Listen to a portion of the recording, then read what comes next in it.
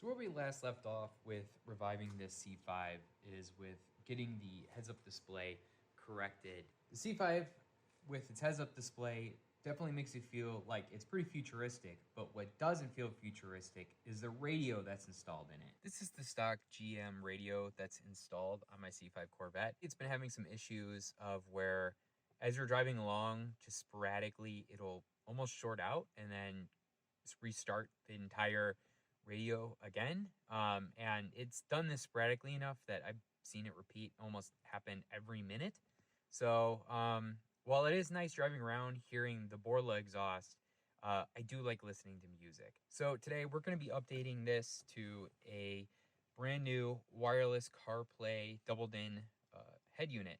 So if you want to go ahead and follow along, watch. So I'm not going to lie, doing this install for a doubled in is pretty invasive. You pretty much need to get a whole new bezel here for this because this actually will not accommodate a tuned-in head unit. I believe the biggest you can do is like a 1.5 DIN, so you're going to need to get a different one. I'll link that in the description of the one I bought. I got it on Amazon for like $100.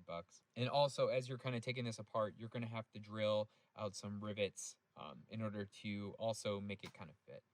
But it's totally worth it to have a doubled in display in here. Really updates the look of the car. And as well, with wireless CarPlay, it's really awesome just being able to get in your car and just not even having to plug it in via USB or anything and just start driving with having CarPlay available. All right, so honestly, the first step is we're going to have to go ahead and remove out this armrest piece here.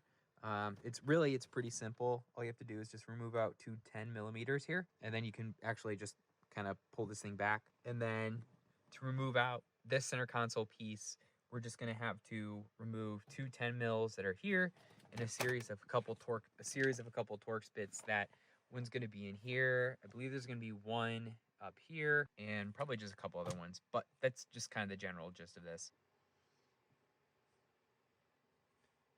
All right, as you can see, I went ahead and removed that out. Now we're just going to be moving on towards the center console piece here. So like I said, it's just a series of a couple different Torx bits, or I think sometimes Phillips, that you just need to remove out.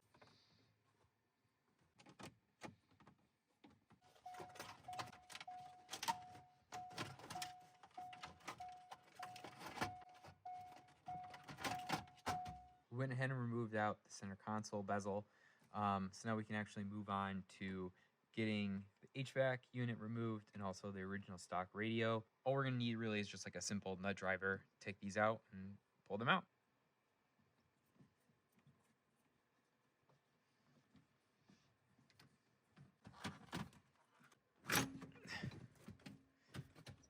All right, so this is the head unit I picked out. I found it on Amazon as well. It was pretty competitive for its price for it offering wireless CarPlay. And it looked like it had decent reviews, so I'm going to give it a shot. Also, this one came with a backup camera. So I'm also, as a bonus, I'm going to go ahead and do some wiring to get that installed as well. So as the next step, I just have to connect the harness from the radio side to the other side that I'm going to be using for the harness I selected. All right, and as you can see, I went ahead and did all the connections for the harness. So now we're going to go ahead and plug the radio into the car and just verify it actually powers on before I go through the whole process of drilling out the old brackets. All right, and for the moment of truth to see if all my wiring's good. Also, I'm going to add, traditionally with a lot of cars, all you have to do is just connect the two colored wires from harness side into what's on the harness side of the radio, and then that's it. Just because this particular harness has like a pass-through of your accessory 12 volt, which is this red wire here, you're gonna have to tie it into some kind of accessory 12 volt source, just something positive. So in my case, I tied into this large orange wire that you can find right where your ignition barrel is. You only have to take down the kick plate, and you can just kind of peel back the wire a little bit and just kind of tie it in. Awesome. As you can see, the head unit is powering on. And so just because of issues with not trying to get copyright striked on the video, I can't play any of the audio, but I verified it is playing audio throughout all the speakers. Also, additionally, you're going to need this adapter piece for the antenna.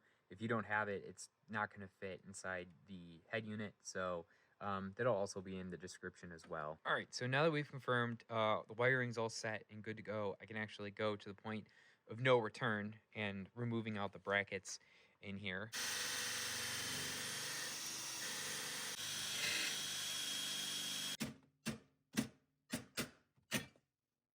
I had to purchase some cobalt drills in order to actually drill through these rivets. Also, if you don't have a kind of tool, like a 90-degree drill, you can also go on Amazon. You can purchase a 90-degree accessory for like any kind of drill chuck that'll actually allow you to fit in here. So that part was kind of tedious, but as long as you have pretty decent drills, it's honestly a pretty quick process to drill out these different factory rivets.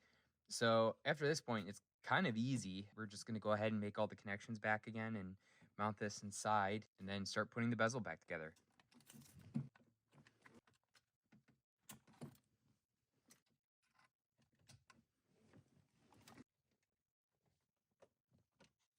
All right, so went ahead and got the new bezel installed. So you're just going to reuse the original hardware that is what installed the radio to the car, and you're going to be using the new screw locations that are on for the HVAC that you made using that jig earlier.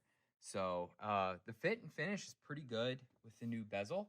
The only kind of disappointing thing is just that this plastic doesn't really match the same color of plastic that's on the original car, so it kind of looks a little off. Like you can kind of tell from this, the texture is completely different between the two plastics. I'm just gonna go ahead and spend some time putting all the rest of my armrests back together and getting this ready to show you guys some of the cool features.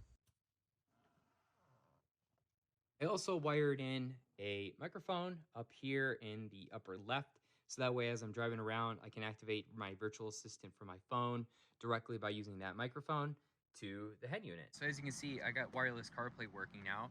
So this is the general interface of it. It's okay. It's not the fastest display, but I mean, for the price point that they want for this, it's not bad at all. So yeah, all the time invested to get this installed, it was really worth it, especially now having CarPlay and actually being able to listen to music again. All right, I'm gonna go ahead and show that the rear view camera now works after doing all that wiring. So we're gonna go ahead and do that. What the fuck is that?